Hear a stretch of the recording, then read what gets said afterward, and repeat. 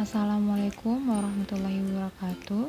Perkenalkan, nama saya Vera Aulia Karimah dengan NIM 2011 306051. Di sini saya akan menjelaskan modul pembelajaran kurban yang sudah saya buat untuk memenuhi tugas mata kuliah Teknologi Pendidikan dengan dosen pengampu Ibu Amalia Nuraini. Langsung saja. Yang pertama, pengertian. Kurban bahasa Arabnya adalah ad-diyah, diambil dari kata ad-daha.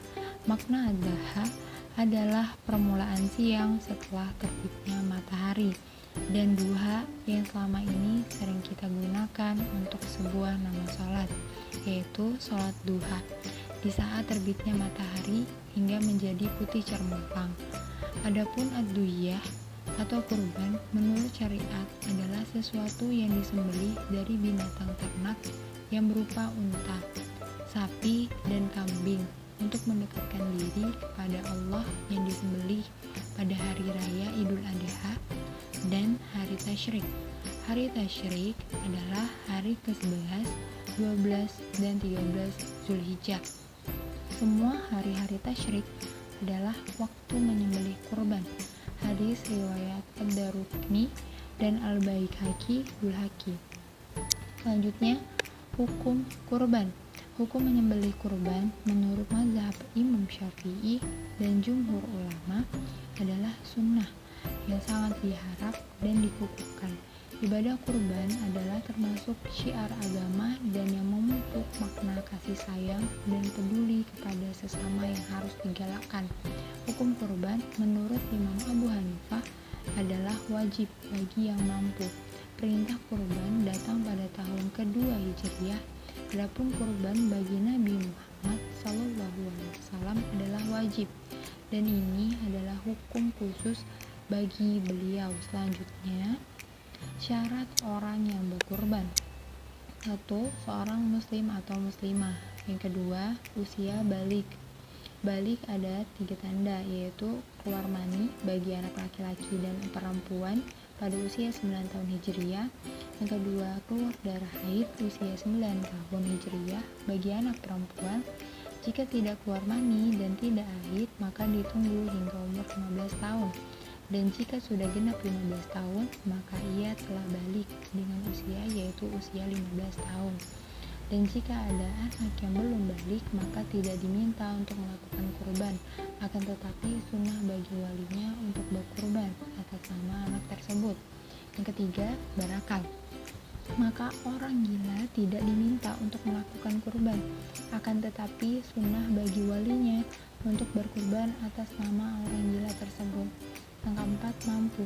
Mampu di sini adalah punya kelebihan dari makanan pokok, pakaian, dan tempat tinggal untuk dirinya dan keluarganya di hari raya Idul Adha dan hari tasyrik. Maka bagi siapapun yang memenuhi syarat-syarat tersebut, sunnah baginya untuk melakukan ibadah kurban. Selanjutnya,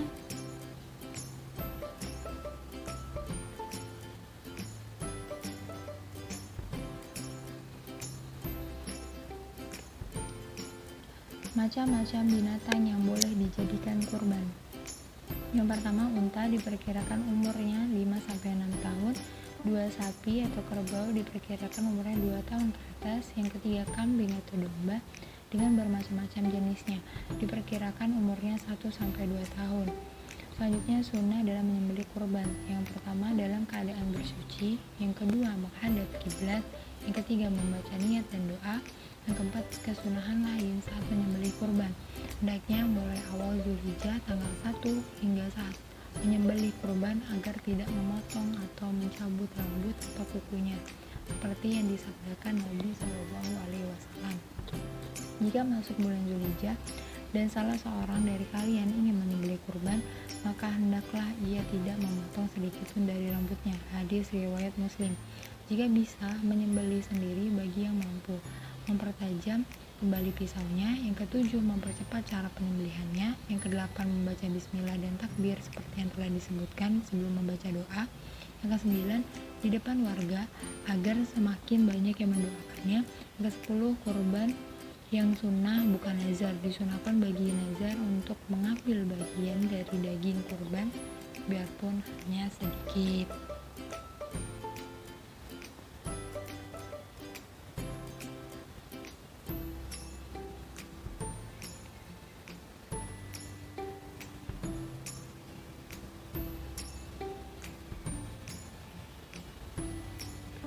Selanjutnya, tata cara melaksanakan kurban. Dalam berkurban, hendaknya diperhatikan tata caranya, yaitu yang pertama, hewan yang dikurbankan dibaringkan ke sebelah rusuknya yang kiri dengan posisi muka menghadap ke arah kiblat sambil membaca doa. Artinya, ya Tuhan kami, terimalah kiranya kurban kami ini, sesungguhnya Engkau Maha mendengar lagi Maha mengetahui. Yang kedua, orang yang menyembelih meletakkan kaki yang sebelah di atas leher hewan agar hewan itu tidak menggerak-gerakkan kepalanya dan meronta. Yang selanjutnya, penyembelih melakukan penyembelihan seraya membaca, artinya dengan nama Allah, Allah Maha Besar. Dapat pula ditambah bacaan salawat atas Nabi Muhammad SAW. Orang yang menyaksikan dapat turut memeriahkan dengan gema takbir. Selanjutnya, kemudian penyembelih membaca doa kabul supaya kurban diterima, yaitu Allahumma minka wa ilaika taqabbal min. Sebutkan nama orang yang berkurban, artinya ya Allah, ini adalah darimu dan akan kembali kepadamu. Ya Allah, terimalah dari titik. Selanjutnya,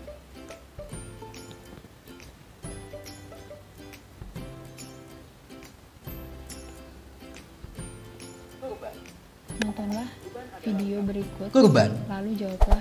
Kurban adalah ungkapan ini.